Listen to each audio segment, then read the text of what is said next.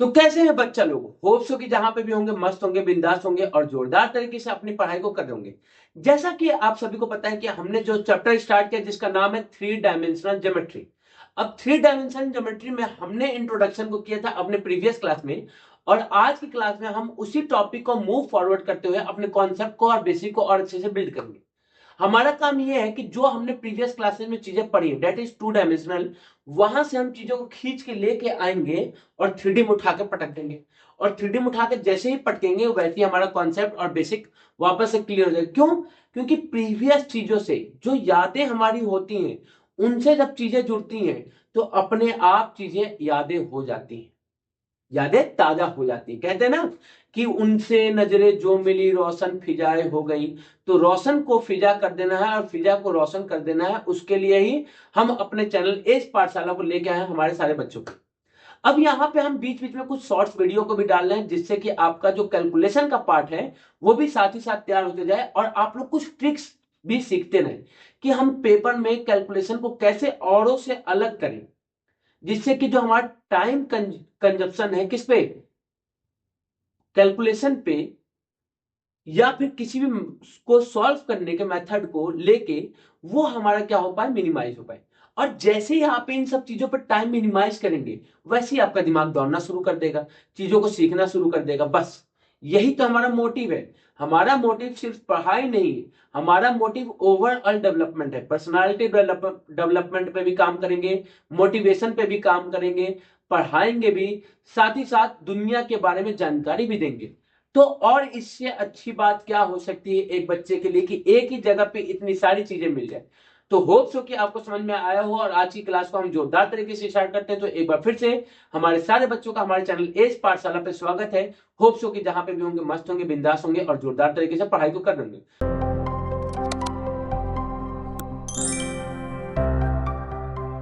अब देखिए हमारे हाथ में एक बुक है और उसमें कुछ क्वेश्चंस हैं। क्वेश्चंस ये है, पहला देखिए, पहला जो टाइप का क्वेश्चन ये आता है कि वो कोई भी कोऑर्डिनेट किस ऑक्टेंट में लाई करता है। सबसे पहला जो क्वेश्चन आता है वो यही आता है। जैसे मान लीजिए आपके पास पॉइंट है 1,2,3, या आ गया 4 -2,3, या फिर आ गया 4 -2, या फिर 4, 2, या फिर -4, 2, -5, या -4, 2, 5, या -3, -1, 6, और -2, -4, इस तरीके से मान लीजिए हमारे पास कुछ कोऑर्डिनेट्स दिए हुए हैं और ये पूछ दिया कि बताइए ये कोऑर्डिनेट्स किस ऑक्टेंट में लाई करेगा। ऑक्टेंट मतलब 8 पार्ट बने थे, तो किस ऑक्टेंट में लाई करेगा ये आपसे पूछा है। आपने कहा कि भैया चीजों को थोड़ा सा रिकॉल किया जाए, तो हमने क्या पढ़ा था कि 2D में क्या होता है। देखिए याद करने का तरीका 1 2 3 4, यहां 4 तक लिखिएगा, फिर इधर चले जाइएगा 5 6 7 8। 2D को याद कीजिएगा, 2D आपको याद होगा, 2D याद होगा तो plus plus, minus plus, minus minus, plus minus. अब यही सेम चीज जो यहां पे लिखे हैं वही को क्या कीजिएगा, यहां पे वापस से रिपीट कर दीजिएगा। तो वापस से plus plus, minus plus, minus minus और प्लस माइनस। अब क्या होगा, तो आपने कहा कि भैया जब हम आगे की बात करेंगे, आगे वाले पार्ट की बात करेंगे, तो उस समय जेड एक्सिस क्या होगा, पॉजिटिव होगा। तो पॉजिटिव होगा तो इन सारे में क्या हो जाएगा, पॉजिटिव हो जाएगा। पॉजिटिव हो गया। अब जब हम पीछे की बात करेंगे तो उन सारे में क्या हो जाएगा, नेगेटिव हो जाएगा। तो उन सारे के लिए क्या हो गया, नेगेटिव हो गया। उन सारे के लिए क्या हो गया, नेगेटिव हो गया। तो हमारा नेगेटिव हो गया। खटाक से हमने क्या कर लिया, सारे ऑक्टेंट को एक बार रिवाइज कर लिया। अब चलते हैं क्वेश्चन के ऊपर, क्वेश्चन को देखते हैं। तो आपने कहा तीनों कोऑर्डिनेट पॉजिटिव, तीनों कोऑर्डिनेट्स क्या है, पॉजिटिव है।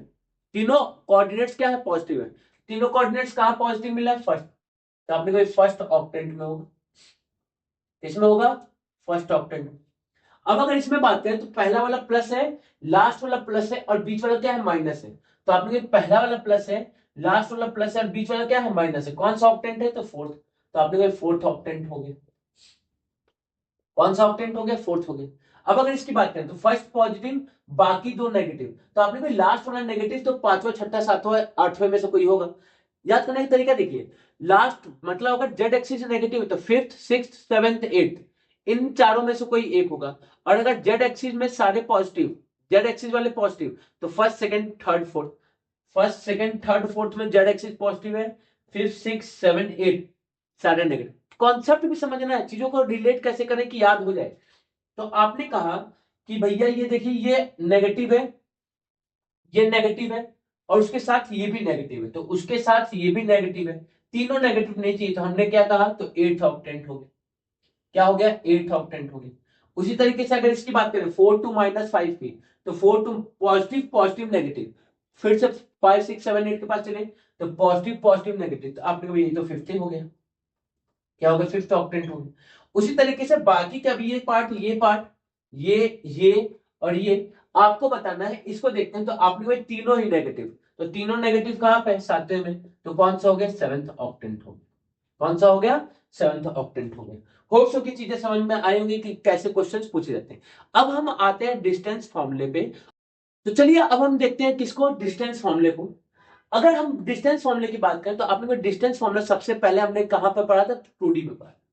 और 2D में हमने क्या पढ़ा था कि मान लीजिए हमारे पास दो एक्सिस है, और यहाँ पे दो पॉइंट है ए और बी, और इसका कोऑर्डिनेट है x1 y1, और इसका कोऑर्डिनेट है x2 y2।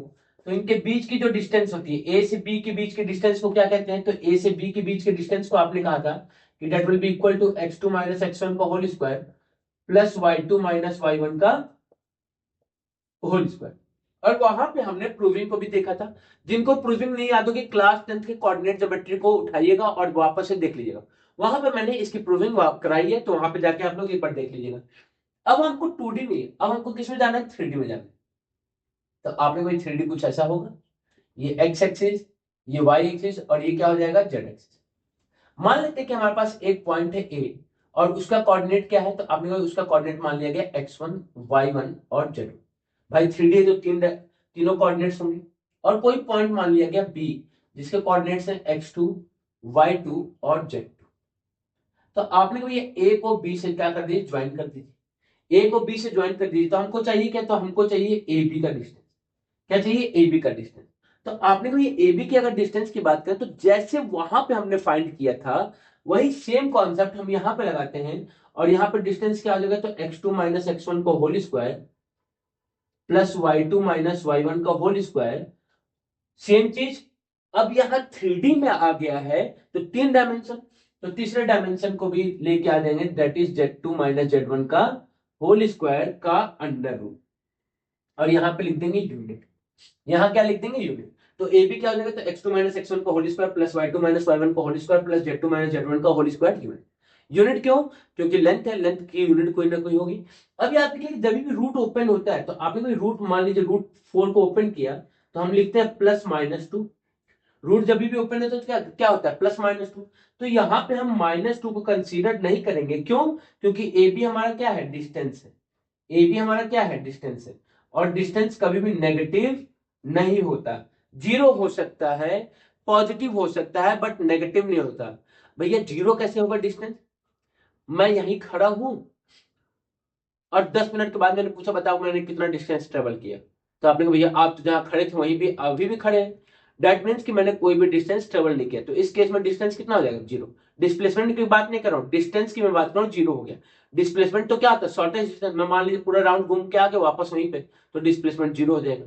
चलिए बात को समझ में आई। और मार्कर कह रहे हैं कि कोई जोरदार टाइप का क्वेश्चन कराइएगा, मार्कर का कहना यही है, देखिए कोई जोरदार टाइप का क्वेश्चन कराइएगा। और जोरदार टाइप का क्वेश्चन मिल गया कि जैसे क्वेश्चन ये है कि डिस्टेंस आपको फाइंड करना है।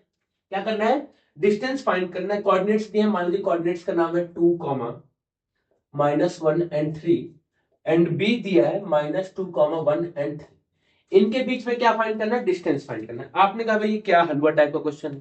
अगर हम देखें तो ए और बी दिया है, और ए बी का अगर डिस्टेंस फाइंड करना है, तो आपने कहा ए बी किसके इक्वल हो जाएगा, तो that will be equal to x2 माइनस x1 का whole square plus y2 minus y1 का whole square plus z2 minus z1 का होल स्क्वायर का अंडर रूट। सेम वही कॉन्सेप्ट, तो आपने भी इसको x1 इसको y1 और इसको z1 कह दिया, इसको x2 इसको y2 और इसको z2 कह दिया। क्या करें, वैल्यूज को पुट करें, तो x2 कितना, -2 माइनस x1 इज 2 का whole square plus y2 is 1 minus y1 is minus का 1 का whole square plus z2 is 3 और z1 इज ऑल्सो 3 का होल स्क्वायर। क्या हो जाएगा? तो आपने -2 कितना हो जाएगा? -4 का whole square plus 1 minus minus plus तो 2 का होल स्क्वायर और ये क्या हो जाएगा? 0 का होल स्क्वायर का अंडर रूट। -4 का होल स्क्वायर 16 और 2 का स्क्वायर 4 कितना हो गया? 20 रूट। तो 20 को क्या कह देंगे? तो आपने 4 into 5 that is 2 root 5 unit. Hope so की बात आपको समझ में आ गई होगी। जैसा डिस्टेंस फॉर्मूला हम फाइंड करते थे क्लास 10th में, सेम वही डिस्टेंस फॉर्मूला यहाँ पे भी फाइंड करना, बस यहाँ पे 3 कोऑर्डिनेट दिए। अब देखिए क्वेश्चन ये है कि हमारे पास 3 पॉइंट्स हैं। क्या है? हमारे पास 3 पॉइंट्स है। एक पॉइंट है -2, 3, 5, एक पॉइंट है 1, 2, 3 और एक पॉइंट है 7, 0, -1 और इन तीनों पॉइंट्स को हमको क्या शो करना है? कोलिनियर शो करना है। क्या शो करना है? कोलिनियर। सेम वही कॉन्सेप्ट जो क्लास 10th में हमने किया था। क्लास 10th का कॉन्सेप्ट क्या कहता है कि भैया पहले आप ए बी निकालिए, फिर BC निकालिए और फिर AC निकालिए। जो बड़ा वाला लेंथ होगा, मेरे को नहीं पता कि B बीच में है, C बीच में है या A बीच में है, नहीं पता मेरे को कुछ भी। मैंने कहा कि जो सबसे लॉन्गेस्ट लेंथ होगी वो बाकी दो के सम के इक्वल होगी। ये मैं कह रहा हूं, याद रखिएगा। मैंने कभी नहीं कहा कि AB प्लस BC जो होगा वो AC के इक्वल होगा। मैंने कहा जो लॉन्गेस्ट लेंथ होगी, जो लॉन्गेस्ट लेंथ होगी वो सम ऑफ अदर टू लेंथ होगी। अदर टू लेंथ, बाकी दो लेंथ के सम के इक्वल होगी। अगर ऐसा होता है तो कोलिनियर होगा और नहीं होता तो कोलिनियर नहीं होगा। क्वेश्चन बोला कि देखिए भाई ये कोलिनियर है या नहीं, द पॉइंट्स आर कोलिनियर और नॉट। तो चलिए चेक करते हैं। तो आपने सबसे पहला काम क्या होगा? तो AB को फाइंड करना है। AB को फाइंड करने के लिए आपने क्या कहा? तो 1 + 2, 3 का स्क्वायर डायरेक्ट करने भाई, डायरेक्ट करने। देखिएगा 2 - 3 तो -1 का होल स्क्वायर प्लस 3 - 5 -2 का होल स्क्वायर का अंडर रूट। क्या आ जाएगा? तो 3 का स्क्वायर 9, -1 का स्क्वायर 1 और -2 का स्क्वायर 4 कितना हो गया? तो 9 और 4 14, 9 और 1 10, 10 और 4 14, रूट का 14 हो गया। अब किसकी बारी? तो आपने कोई, अब हमारी बारी है BC की। BC क्या है? तो 7 - 1 6 का स्क्वायर प्लस 0 - 2 -2 का स्क्वायर प्लस -1 - 3 तो -4 का स्क्वायर का अंडर। 6 का स्क्वायर क्या हो जाएगा? 36, 2 -2 का स्क्वायर 4 और -4 का स्क्वायर 16 का अंडर रूट। 40 और 16 कितना हो गया? 56। अब 56 में से देख लीजिए कुछ कॉमन आ सकता है। तो आपने 56 को हम लोग लिख सकते हैं 4 × 14। 4 × 14 मतलब 2 बाहर आ गया और 14 अंदर है। आपने कहा ठीक है, ये AB हो गया, BC हो गया। अब किसको फाइंड करना है? तो आपने अब AC को भी फाइंड कर लीजिए। AC क्या है? 7 - +2 तो 9 का स्क्वायर प्लस 0 - 3 का स्क्वायर प्लस -1 - 5 तो -6 का स्क्वायर। आपने कहा ठीक है भैया, हो गया। 9 का स्क्वायर क्या हो जाएगा? 81, -3 का स्क्वायर 9 और -36 का स्क्वायर तो 36 कितना हो गया? तो 90। 90 और 36 तो आपने को ये 126 हो गया। 126 क्या होगा? तो आपने को that will be equal to 9 × 14 और 9 मतलब 3√14 होगा।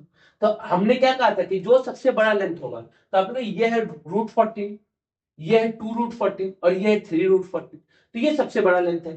तो जो AC है वो किसके इक्वल है? 3√14 के।